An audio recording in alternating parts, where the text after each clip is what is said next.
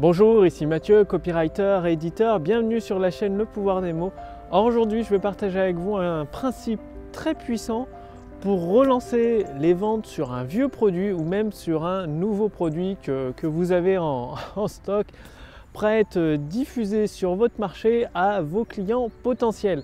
Il s'agit d'un principe que vous avez probablement remarqué chez des sociétés qui réalisent des millions, même des milliards de chiffres d'affaires. Comment vous aussi, vous pouvez en tirer parti dans votre activité et même si vous sentez que vous n'êtes pas concerné. Je vous explique, c'est le principe de la nouveauté. C'est-à-dire pour un logiciel, c'est de sortir une nouvelle version chaque année. Du coup, ça permet de vendre des nouvelles licences. Et même pour votre produit ou votre service, si vous n'avez pas des nouvelles fonctionnalités à proposer, vous pouvez quand même utiliser le principe de la nouveauté dans votre texte de vente et cela même pour un ancien produit, tout simplement en utilisant l'angle d'attaque que vous allez découvrir d'ici quelques instants. Le principe de la nouveauté, c'est quoi? Eh bien, c'est tout simplement présenter les choses d'une nouvelle façon. Je vais vous donner un exemple d'ici quelques instants que vous pouvez réutiliser limite texto dans votre activité. C'est-à-dire, c'est prendre un concept qui existe déjà depuis des dizaines d'années et le faire passer pour quelque chose de nouveau. Simplement, parfois, il suffit juste de changer le mot pour désigner ce concept. Par exemple, dans le marché du marketing, un marché que vous connaissez bien, eh bien, aujourd'hui, vous entendez peut-être parler de neuromarketing, copywriting hypnotique, PNL pour programmation neurolinguistique, tout ça pour déclencher une affluence de clients satisfaits sur un produit ou un service.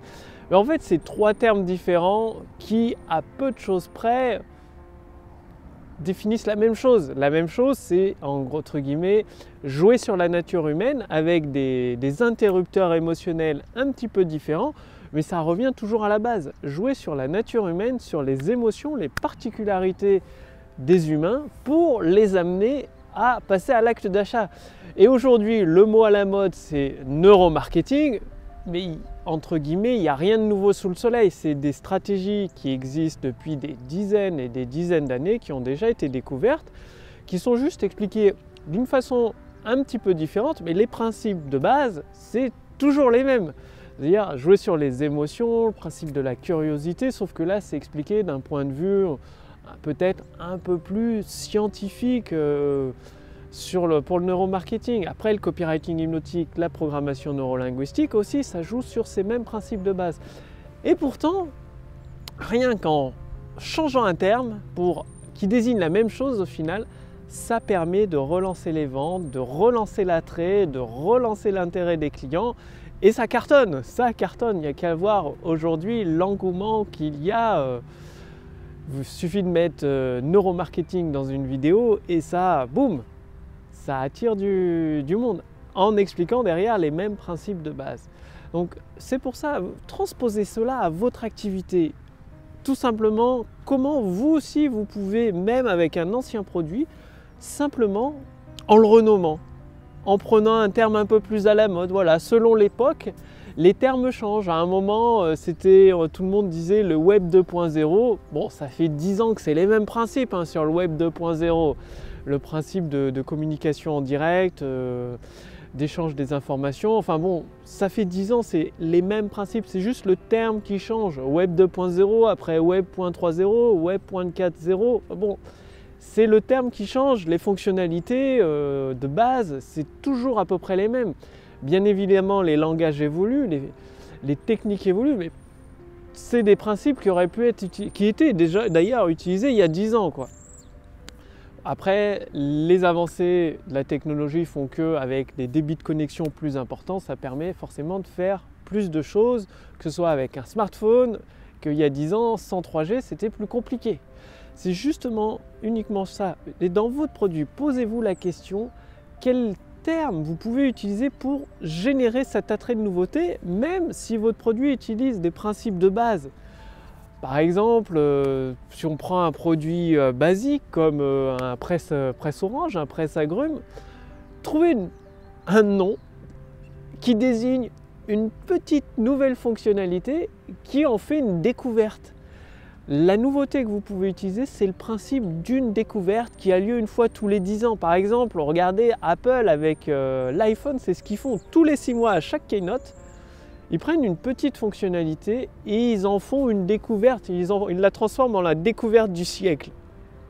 Du coup, grosse nouveauté, les clients affamés se jettent sur tous les 6 mois sur le nouveau modèle d'iPhone ou tous les ans, à chaque keynote sur les nouveautés qui sortent, puisqu'ils les ont fait passer en changeant le terme, juste pour la nouveauté du siècle. Genre, je sais pas, sur l'iPhone, c'est toujours une petite fonctionnalité en plus qui manquait. Bon, c'est la nouveauté du siècle. Et ça marche.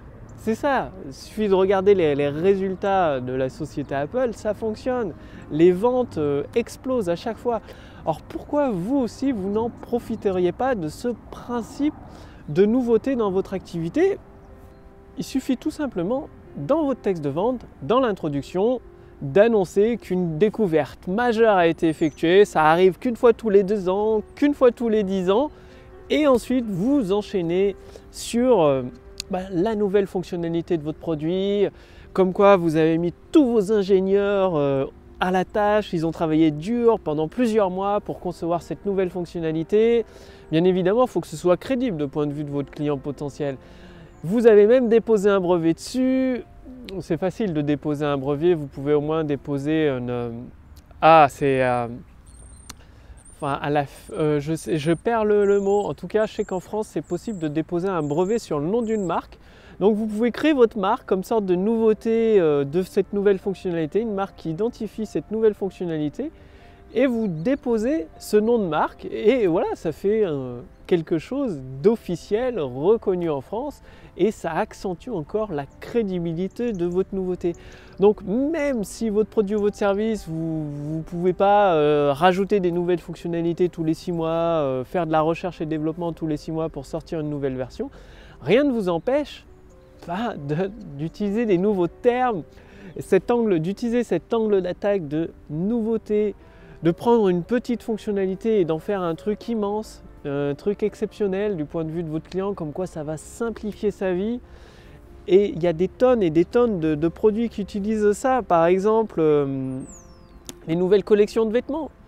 Toutes les saisons, c'est-à-dire 4 fois par an, il y a des nouvelles collections de vêtements, il y a des nouveaux vêtements, il y a une nouvelle forme de pull, des nouveaux jeans, des nouvelles baskets qui avant n'existaient pas, qui sont totalement nouvelles, qui sortent. C'est un truc de dingue tellement ça n'existait pas avant. C'est le principe de la nouveauté, parce que finalement, des baskets, c'est des baskets, un pull, c'est un pull, un blouson, c'est un blouson. Il y a juste des points de détail qui changent.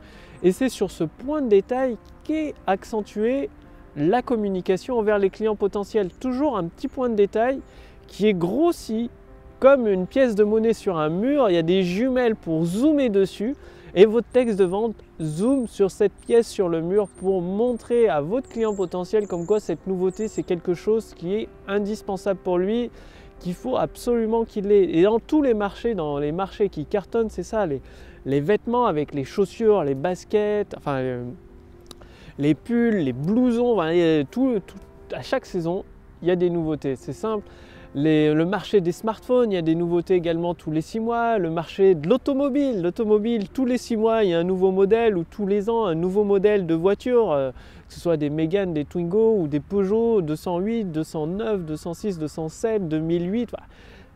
Il y a une nouveauté tout le temps. Pourtant, à la base, c'est quand même une voiture avec 4 roues, un moteur. Et c'est ça qui est important pour vous. Pensez à utiliser, et c'est vraiment pas souvent utilisé en plus dans les activités, dans les entreprises, pas assez utilisé ce principe de nouveauté, et vous allez voir, même pour un ancien produit, ça permet de relancer les ventes, de rebooster les choses. Donc comme vous le voyez, je suis au parc du Crapa à Nantes. Bon, aujourd'hui il fait un peu plus frais, ce sera une des dernières vidéos que je vais tourner dehors, l'hiver approche et ça fait frais quoi, tout simplement, sauf s'il y a du soleil. Bref, ce principe de nouveauté, il suffit de trouver un petit détail, toujours un détail par exemple sur cet enregistreur audio, de trouver un détail. Là aujourd'hui il fonctionne à pile, de dire demain la nouveauté c'est qu'il fonctionne sur une batterie qui peut durer pendant un enregistrement de 30 heures non-stop Et vous grossissez le truc, c'est une découverte qui a lieu, elle a eu lieu après 2 ans de recherche. C'est une batterie spéciale qui a un procédé de fabrication différent, quitte à décrire le procédé de fabrication dans votre produit ou votre service. Décrivez ce qui est unique dans ce procédé de fabrication qui n'existe pas dans les autres sociétés. Tout ce que vous allez réussir à faire ressortir comme côté unique, comme côté nouveau, comme détail, qui n'existe pas chez les produits similaires, ça va rendre votre produit unique et ça va le différencier instantanément des autres produits.